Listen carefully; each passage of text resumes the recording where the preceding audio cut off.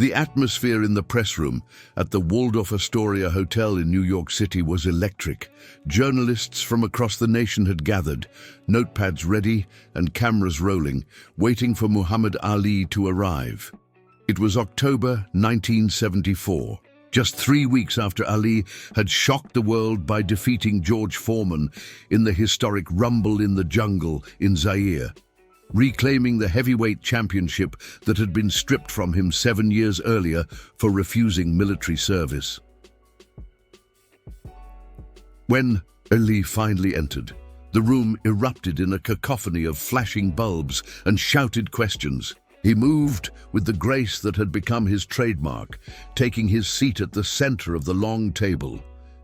His face showed the subtle marks of the brutal fight with Foreman, but his eyes retained that unmistakable spark, a mixture of intelligence, mischief, and unwavering self-belief. "The champ is ready for your questions," announced his manager, Herbert Mohammed, attempting to bring order to the chaos.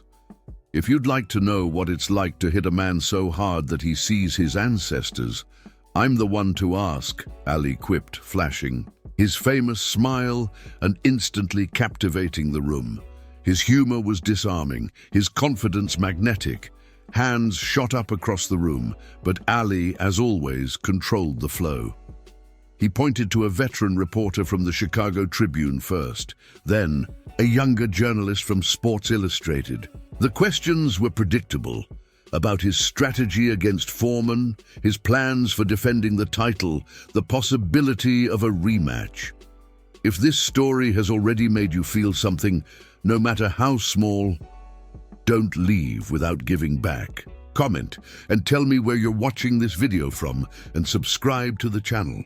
In the third row sat James Peterson, a reporter known for his confrontational style and controversial opinions. When Ali pointed to him, a subtle hush fell over the room. Those who knew Peterson anticipated something provocative. "Mr. Ali," Peterson began, emphasizing the name with a hint of condescension, deliberately avoiding the title of champ that others had respectfully used.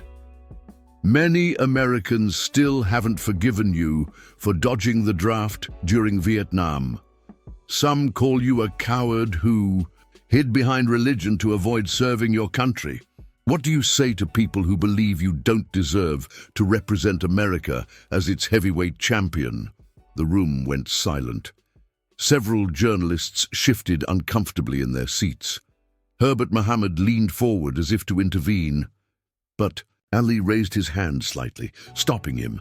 For 3 long seconds, Ali said nothing, his eyes locked on Peterson. The reporter maintained eye contact, a smug expression, suggesting he believed he'd cornered the champion with a question he couldn't dance away from. What happened next would be recounted in journalism schools, sports documentaries, and civil rights discussions for decades to come. Ali leaned slightly forward, his voice calm, but carrying an intensity that commanded absolute attention. "You know, it's interesting you use the word dodging. I never dodged anything in my life. I stood right in front of the United States government and said, 'No, I won't go.' They knew exactly where to find me." Ali's fingers drummed once on the table before he continued. "I didn't hide. I didn't run to Canada. I faced prison. I faced the stripping of my title. I faced millions of dollars in lost earnings. I faced hate mail and death threats. That sound like dodging to you?" Peterson started to respond, but Ali wasn't finished. "I answered the most important call, the call of my conscience. I stood up for what I believed when it would have been easier to compromise. So no, sir, I didn't dodge the draft.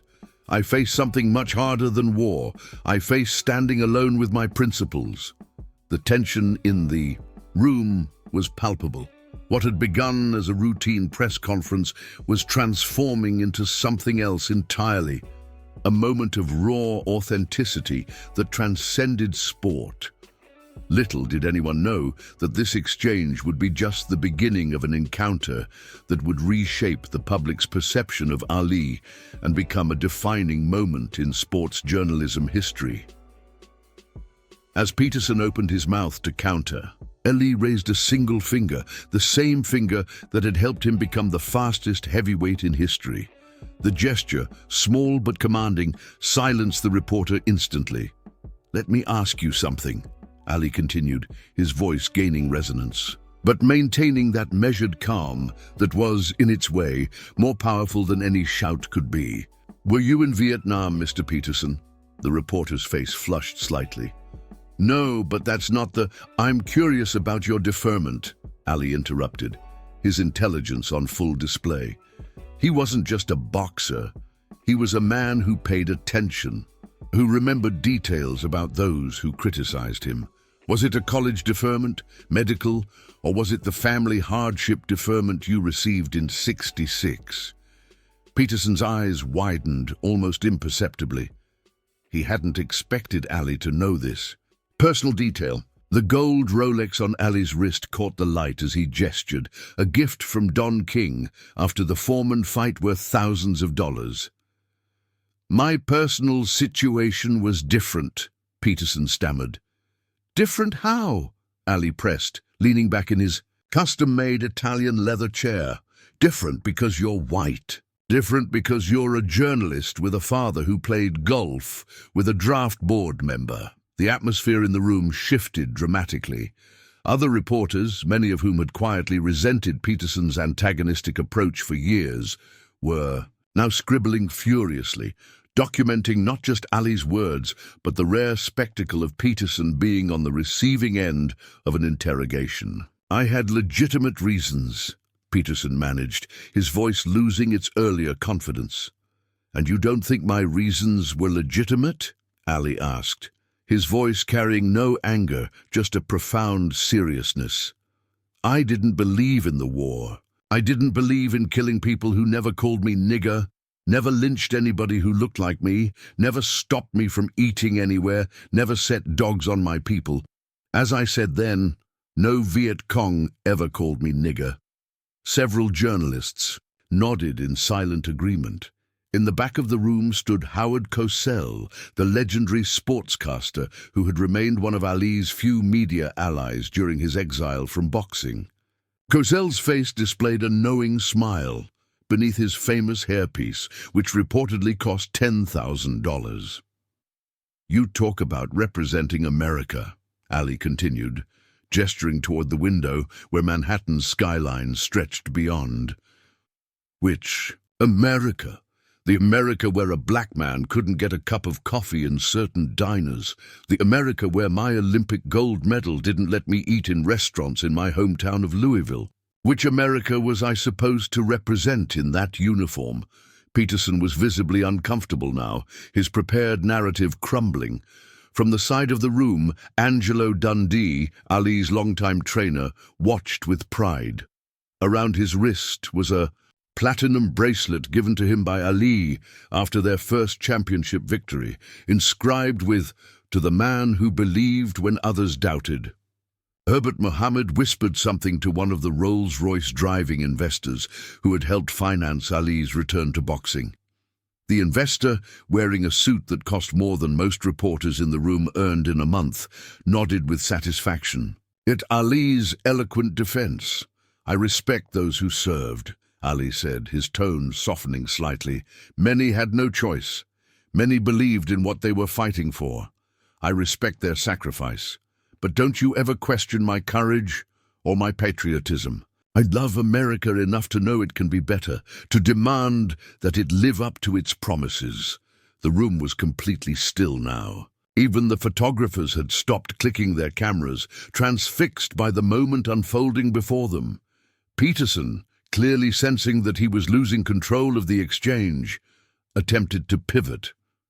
"But surely you understand why many Americans felt betrayed by your stance. These were difficult times that required sacrifice from everyone." Ali's eyes narrowed slightly, not with anger but with focus, the same look opponents saw in the ring moments before he unleashed a combination they never saw coming. "Sacrifice," Ali repeated, the word hanging in the air. "Let me tell you about sacrifice." Ali stood up slowly, his 6'3" frame commanding the room. The custom-tailored suit he wore, made by the same Savile Row tailor who dressed British. Royalty couldn't hide the physique that had made him a champion twice over. When they stripped me of my title, I was 25 years old in my prime. Do you understand what that means for an athlete? They took away the best years of my career. They took away millions of dollars. Not just fight purses, endorsements, appearances. Do you know what Adidas offered me before my license was revoked? A contract worth more than $1 million. Ali walked around the table, moving closer to Peterson's seat.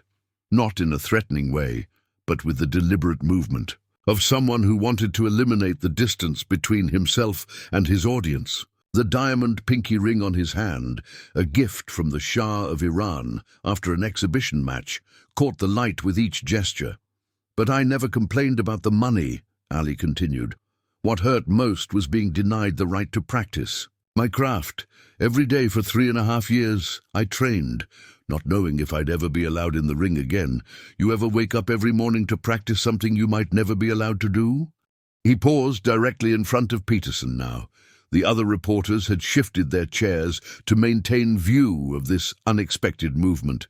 Herbert Mohammed stood up, concerned about the closeness, but Ali motioned for him to remain calm. You want to know something interesting, Mr. Peterson? During those years, I visited more than 200 colleges to speak. I talked to students who were scared of going to war, to mothers who had lost sons in Vietnam, to veterans who had returned changed forever. I earned $50 a speech most times, barely enough to cover expenses.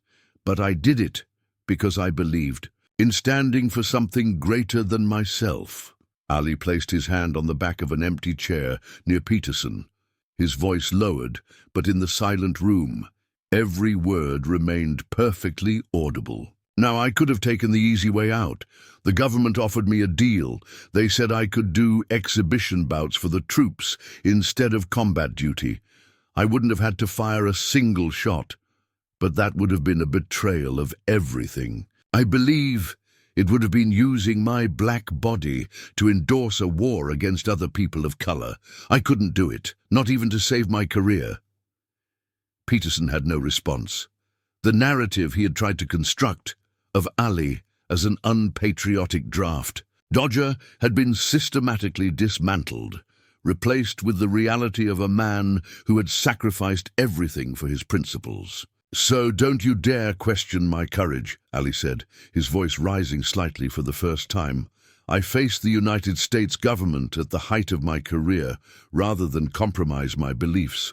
I stood alone when most people, black and white, thought I was making a mistake. That's courage, Mr. Peterson. That's patriotism. What happened next would be described differently depending on who told the story. Some would say Peterson simply lowered his eyes, accepting defeat. Others would claim he attempted a weak rebuttal that Ali dismissed with a final, devastating quip. What remained consistent in every retelling was the impact of the moment, not just on those in the room, but on millions who would later watch the exchange on television and decades later on platforms that didn't exist at the time. You know, Ali said, returning to his seat with the same grace that characterized his movement in the ring. I don't have any anger toward you, brother. You're doing your job, asking tough questions. That's what you should do. This unexpected graciousness in victory further elevated the moment. Ali, having thoroughly dismantled Peterson's premise, now extended a hand of reconciliation. It was the same compassionate intelligence that had made him beloved around the world, particularly in countries where people of color saw in him a champion who transcended sport. But let me tell you something I've learned, Ali continued, settling back into his chair. A man who stands for nothing will fall for anything. I decided early in my life that I would never sell out my principles. Not for money, not for popularity, not even for freedom. Herbert Mohammed signaled that they needed to wrap up the press conference. Ali had a scheduled meeting with a group of children from Harlem at his $5 million Manhattan penthouse, one of several luxury properties he owned around the world. Despite regaining his wealth after returning to boxing, Ali maintained his commitment to connecting with young people in struggling communities. As the press conference concluded, several journalists approached Ali to shake his hand. Peterson remained in his seat, visibly processing what had just occurred. When the room had mostly cleared, Ali approached him directly. "No hard feelings," Ali said, extending his hand. "Come to my next fight. Be my guest." This final gesture of magnanimity would become as much a part of the legend as the verbal knockout that preceded it. It demonstrated that Ali's greatness extended beyond his physical abilities or even his oratorical skills. It was rooted in a profound humanity that could distinguish between opposing a person's ideas and diminishing their worth. In the years that followed, the exchange became iconic. Journalism professors used the footage to teach about the responsibility that comes with asking challenging questions.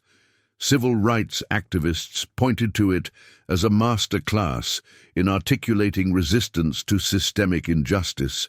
Sports historians cited it as evidence of Ali's impact beyond athletics. Peterson himself would later acknowledge the profound effect the encounter had on him.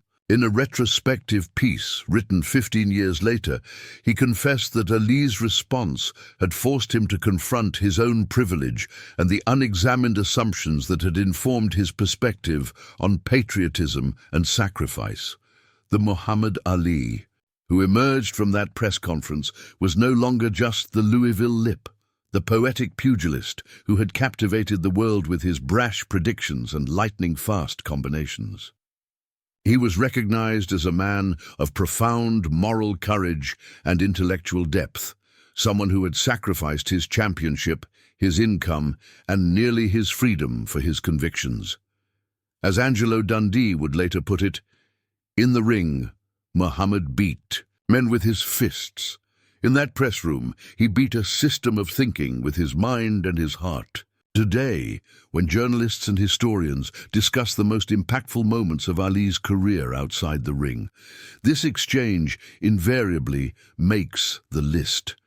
Not because of its spectacle, but because it captured the essence of what made Muhammad Ali truly the greatest, not just his ability to throw punches, but his refusal to pull them when standing up for what he believed was right. If you've made it this far and felt every word, don't leave without subscribing. I tell these stories with my heart in my hand to reach people like you, who feel, who get emotional, who truly live. If this truly touched you, give back. Comment, subscribe, come be part of this family with me until the next video.